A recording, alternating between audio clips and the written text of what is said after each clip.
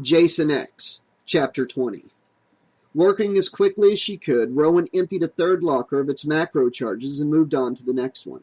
So far, she had found 15 of the domed devices, which were about twice the size of her hand and looked to her like a cross between a snow globe and a handheld electronic game. Some had blue stripes around the central dome, while others had red. Brodsky had told them to skip the red ones as they were merely flashbangs. Non-lethal, but highly effective for winning arguments, scaring bullies, and getting rid of party guests who don't know when to leave, he told her with a barely perceptible grin. In short, a guaranteed buzzkill, but no good to us right now. Buzzkill? She couldn't help laughing. That is slang from your home time, isn't it? Brodsky had said. Or did Lowe get that wrong too? She was still chuckling a little to herself as she collected the real explosives, although it struck her as rather odd that they hadn't stored the two things separately. A classic example of that old saw about the right way, the wrong way, and the army way, perhaps. There were only a half dozen more in the next 3 lockers. Waylander, Cineron, and Janessa had picked the rest of them clean, giving them a grand total of 50 charges. Each one had to be primed and activated by hand, which Brodsky and KM took care of. 10 of the 50 turned out to be duds, but Brodsky assured them that 40 would be more than enough to do the job. While KM divided the remaining charges among several carrier bags, Brodsky put the schematic of the walkways up on a monitor in the wall and pointed out where each charge had to be placed. Then he went through it at a second time before insisting that each of them repeat all of it back to him. Rowan tried to control her impatience. He had to do it this way, she told herself. None of them were demolitions experts or even grunts. He had to make sure they understood exactly what they had to do. At the same time, her anxiety was building to the point where she felt at any moment she was going to jump out of her skin and run away screaming. The fucking ship was on the verge of blowing up altogether. How hard could it be to get rid of 3 little walkways? Finally, he gave Waylander and Janessa one bag while KM and Cineron took another. We'll split up and set the charges, he said, passing out earpiece comm links to all of them. Who's got the remote? Right here, man, said Waylander, patting the small black box taped to his belt. Good. Meet up in walkway B as soon as you're done. Go. As soon as the other 4 left, he turned to Rowan and put his hands on her shoulders. The serious look in his eyes was suddenly terrifying. I'm going to take a couple of charges and plant them near the core, he told her in a low, tense voice. You take care of walkway B. When the others arrive, you verify they close the doors to A and C behind them after seeing their charges. Unless I tell you otherwise, keep the door to walkway B open until I get there. And make sure they all stay out of it. Nobody goes in. I don't want anybody setting foot on that walkway and then suddenly deciding they left their teddy bear on the other side that they have to go get. Got it? I got it, Rowan said a bit uncertainly. But to be honest, I seriously doubt anyone would run over there for $1 million, or whatever you use now. Brodsky gave a short, humorless laugh. You'd be surprised what comes over some people. A pause. If one of them does break out in galloping head bugs, you don't go after them, no matter who it is. You hear me? I'll go after them because that's my job, he added as she started to protest. Okay. Rowan took the bag from him and headed for walkway B. Before Janessa and Waylander had even reached the walkway and begun positioning their charges according to Brodsky's instructions, Jason Voorhees was back on his feet. His new and very much improved feet, which, like the rest of his new and very much improved body, combined the best features of organic and inorganic matter without any of their drawbacks. A flexible, impenetrable epidermis laid over supple steel and impervious tissue.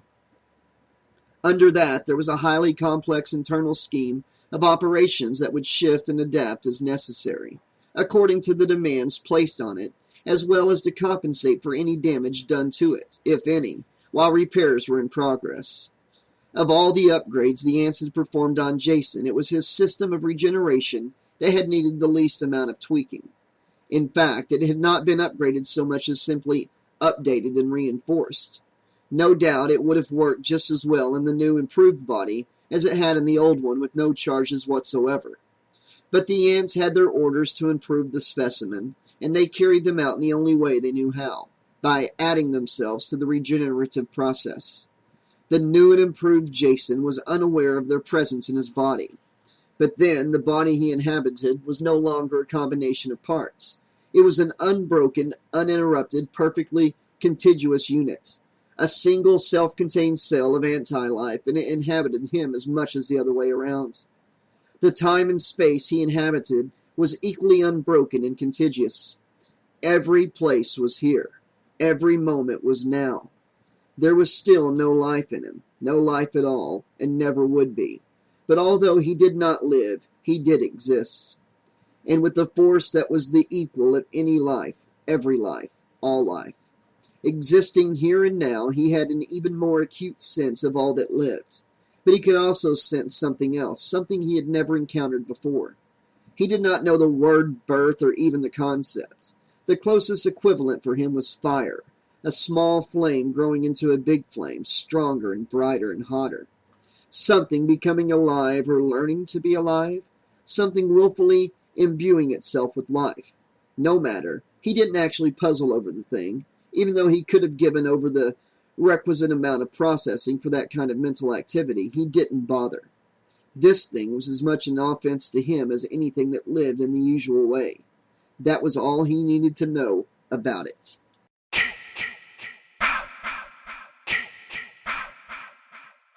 The name of the thing that rose from the floor in Lab 1 was Jason Voorhees, not only technically but also permanently, even in his new uber form. The nerve impulses that had been produced in him in response to his name had been documented, coded, and hardwired into his undead tissue, so that it was as much anti-life as everything else in his nature. As he got closer to where the live humans were scrambling around desperately with their little machines and tools, the ship's trembling became more violent, and he knew the whole thing was going to fail soon. He had to get to the humans before that happened. He had to slaughter each and every one of them himself. That was what he was here for. That was why he was, and it was why they were. He could not simply let them die as a matter of circumstance. If he did, there would be no point. Jason Voorhees was anti-life. His existence was not pointless.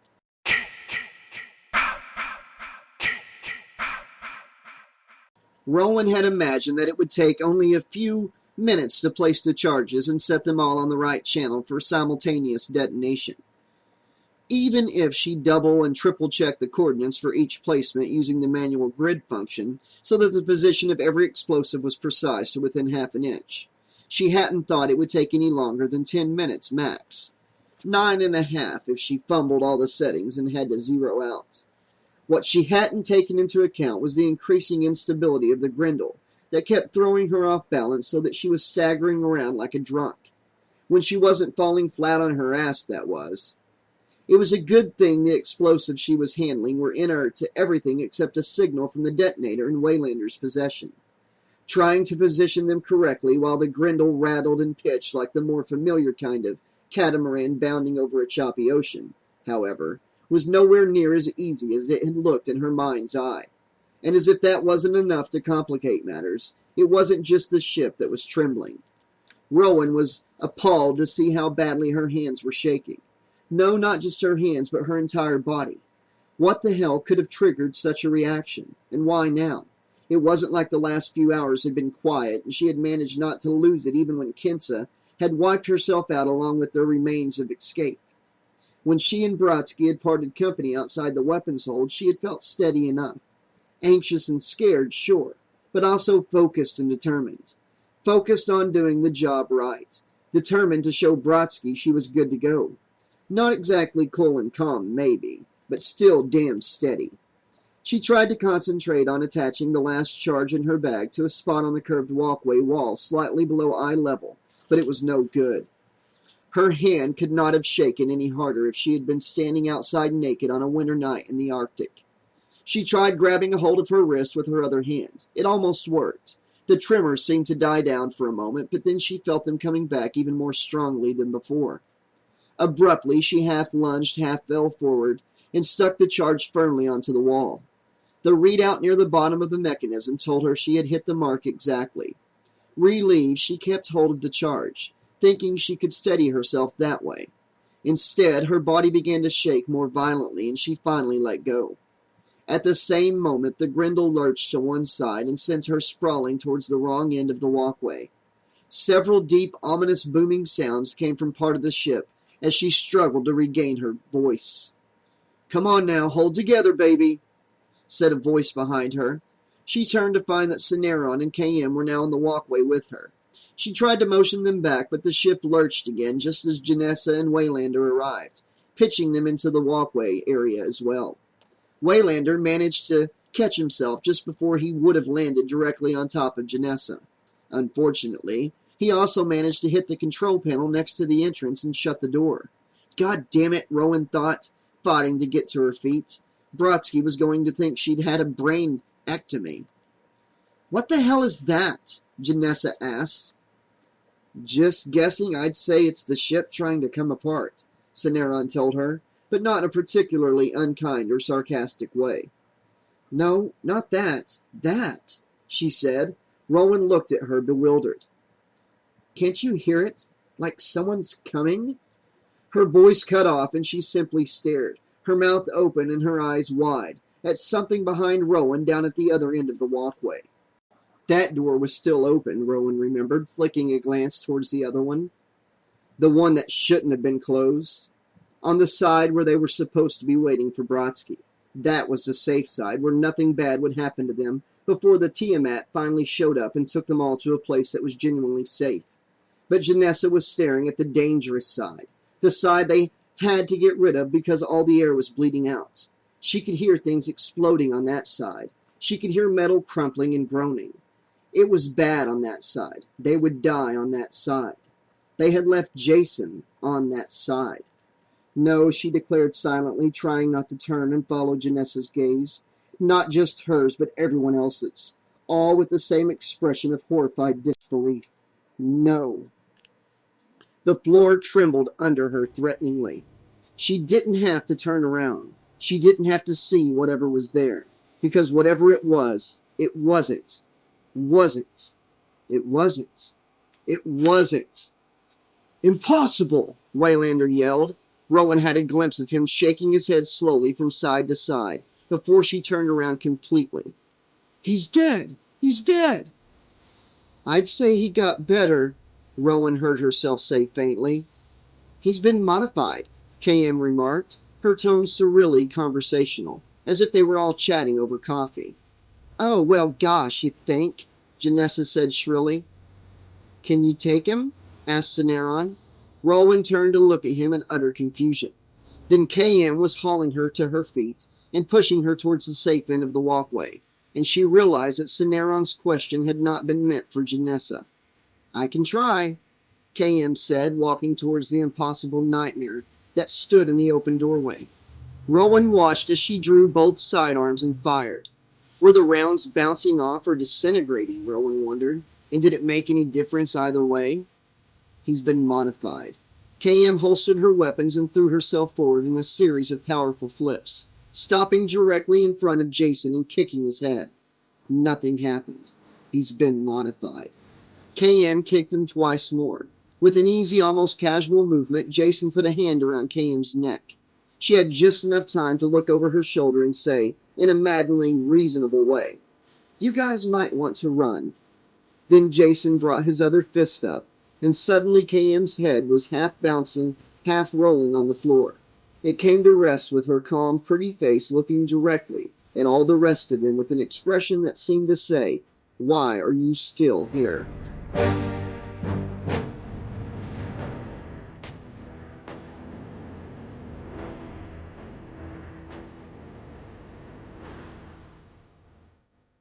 Chapter 21. "KM!" Cineron dived towards the android's head as Jason discarded the rest of her with a careless flick of his wrist. His new, improved wrist. "Don't forget, he's been modified," Rowan's mind prompted, echoing the insane matter-of-factness of the last few things KM had said. "He's been modified. I can try. You guys might want to run." Yes, indeed, she might very much want to do exactly that. Run like mad without stopping, Rowan thought, watching as the Uber Jason advanced on Cineron, who was cradling KM's head in his visibly shaking arms. In truth, she most definitely wanted to run like hell without stopping right now. In fact, there would probably never be a better time for something like that, running like mad without stopping, than right at this moment. By now, Jason was raising his machete, his new, improved machete, no less modified than any other part of him, and preparing to bring it down in an arc that appeared to be directly in line with Cineron's neck, preparing to cut off his head as well, because two heads were better than one.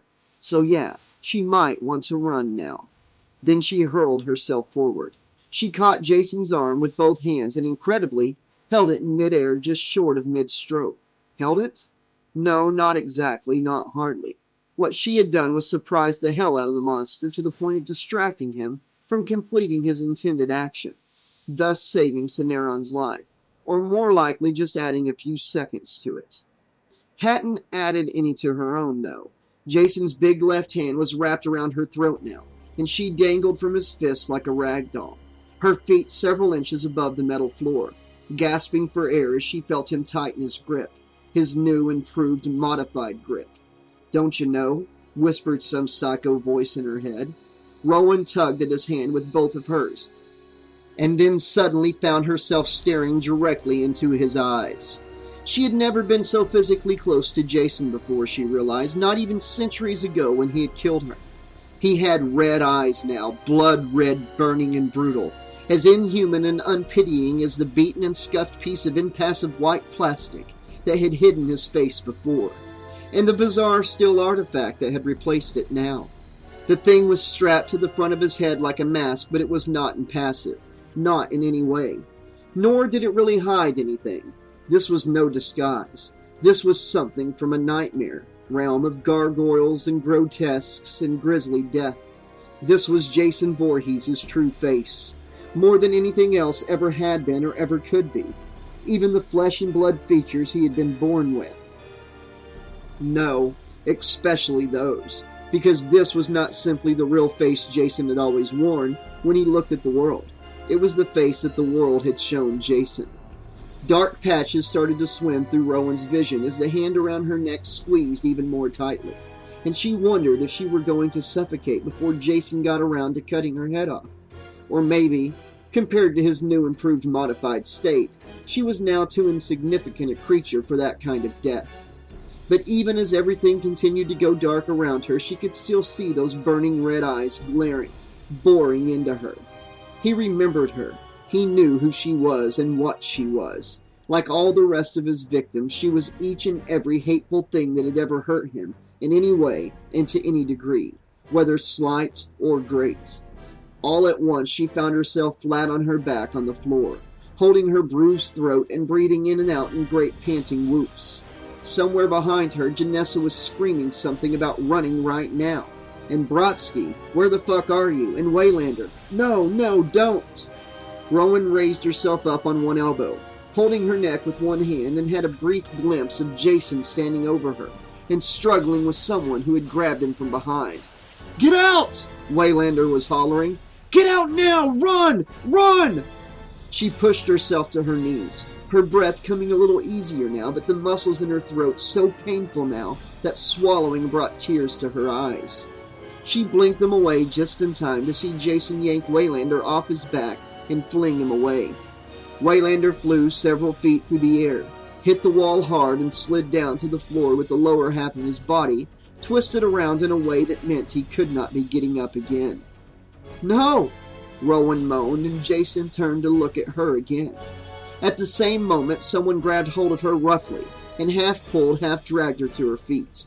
She tried to reach for Waylander, but he shook his head emphatically.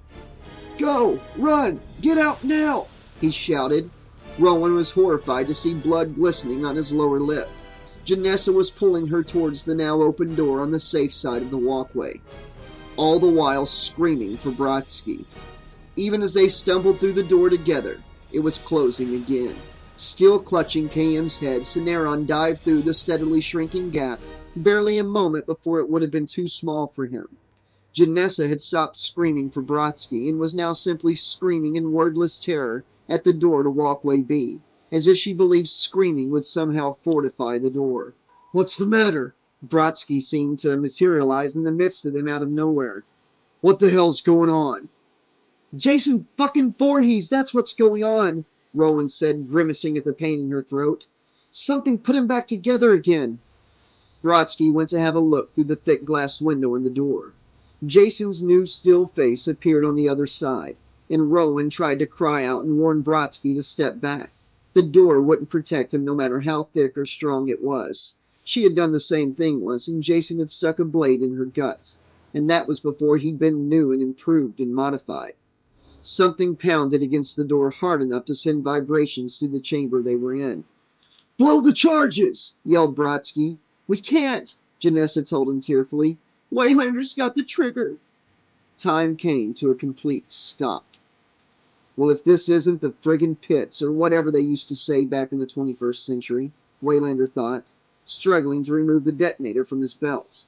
Good thing he'd only broken his back when the big son of a bitch had tossed him at the wall. If he'd broken his neck, he wouldn't have been able to do anything except lie there and wait for things to wind up. Not that he particularly wanted to die at that moment. More than anything, he wished he could been on the other side of the door with everyone else. But since things had broken the wrong way for him, so to speak, he was just going to have to make the best of a bad situation. Fortunately, he hadn't been left completely without alternatives. Even if he wasn't going to get out of this with everybody else, he still had a say in how things ended. He didn't have to just lie there in a crumpled, broken heap and take whatever was coming up next. But goddamn, it hurt so much to move, even just a little bit. Pulling the detonator off his belt felt like there was someone wrapping barbed wire around his insides and then pulling it tight. Finally, the small black box was in his hand. A wave of dizziness went through him as he held it up to look at it, and he knew he was very close to passing out. He had to get this thing done, fast, now. No more screwing around. "Hey, asshole!" he called, raising his voice as best he could in spite of the agony. Jason turned away from the door and looked at him. Waylander broke into a broad grin. "Hey, at least you know your name, asshole." He held up the detonator so that Jason could see it. Maybe the bastard knew what it was, maybe he didn't. What the hell? Then, still grinning, he pressed the button. Time started again with a tremendous explosion that knocked them all off their feet. Rowan found herself irrationally trying to cling to the floor as it tilted violently, first one way and then the other. It seemed that she could actually feel pieces flying off the main part of the Grendel, where they were now. Changes in mass and volume, she thought, disoriented. They vibrated through the hole to shake the infrastructure, the skeleton of the ship. "Please, please," she prayed to the ship, trying to press herself even harder against the floor as the last explosions died away. The chamber had stopped rocking, but she could still hear and feel rumbling under the distant wailing of sirens. "Please, please, please." She was aware of her lips mouthing the words in silence. The rumbling intensified briefly, and then, over a period of 15 seconds or so, gradually faded away. "Please," Rowan whispered soundlessly. "God damn," she heard Brodsky say after some unmeasured period of time. "I think she's gonna hold." Janessa burst into relieved tears. Rowan pushed herself up from the floor and turned to look at the others. Brodsky was standing near one of the portholes with a satisfied expression that was as close as she had ever seen him come to a smile. Cineron sat with his back against a lighted platform in the middle of the chamber, blinking dazedly with a mixture of hope and disbelief. He still had KM's head cradled possessively in his arms, as if there were a real possibility that someone might try to take her head away from him. "I think we're actually going to be all right," he said after a bit. He turned his head slowly to Rowan and gave her a long look of open admiration. "I'd clap if I could," KM added cheerfully. Rowan's gaze fell on Brodsky, and she saw that he was regarding her in much the same way as Cineron. She felt a sharp surge of pride. Her plan had worked, and she had Brodsky's respect. Damn good thing, because if her plan hadn't worked... There was a cold, plummeting sensation in the pit of her stomach, and suddenly she found she was in very real danger of throwing up as the reality crashed in on her. If her plan hadn't worked, Brodsky wouldn't have had any respect for her at all. Oh yeah, that was definitely number one on the long list of crappy outcomes and consequences she would have had to suffer in the event that her idea of disconnecting the walkways had been a non-starter. There would have been no shortage of bad shit, but not having Brodsky's respect, that was number one with a bullet. She would have been crying herself to sleep every night for a month. That was assuming, of course, that sheer embarrassment had not killed her right on the spot, even before explosive decompression got her, and Brodsky, and everyone else for that matter. Rowan wiped her hands over her face, which was covered with cold sweat. This must be the part where the lucky escape from death drives me completely over the edge, she thought. Great in a crisis, totally useless when everything's going to be all right.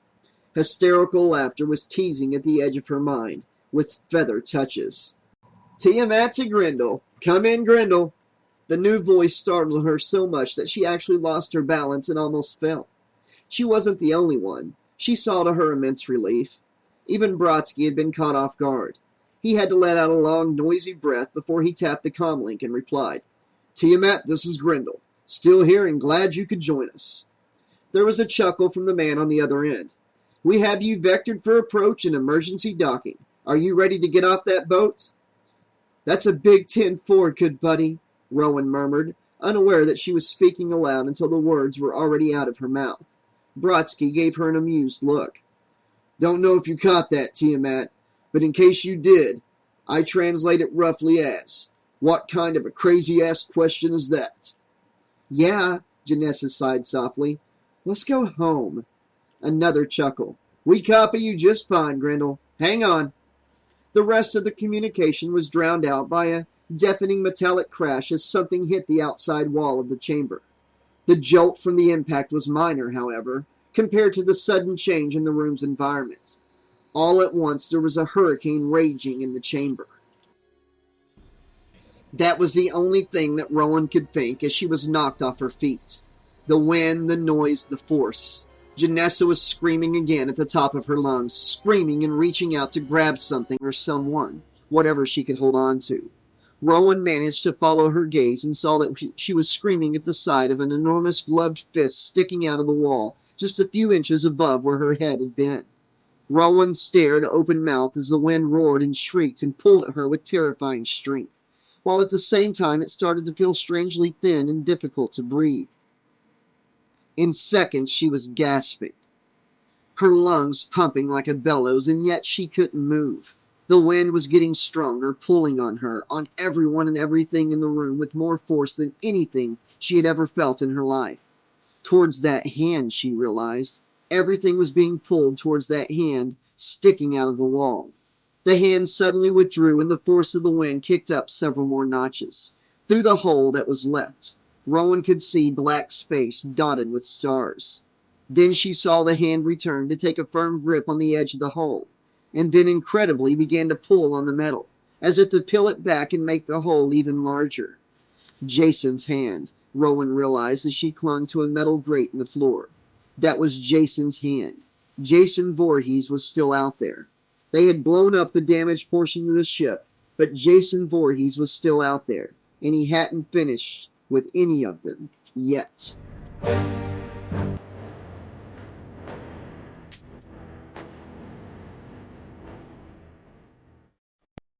Okay, this has been chapters 20 and 21 of Jason X, the novelization of the movie. And again, action-packed. It is sticking to the movie, but I do enjoy the way Pat Cadigan has been writing this book. She keeps you interested even if you've seen the movie 100 times like I have. Anyways, guys, let me know what you think in the comments section of tonight's upload, and I'll be back very soon with the final upload of Jason X, the novelization. Until next time, this has been your friendly neighborhood 80s slasher librarian saying, thanks for listening, and I'll see you next time.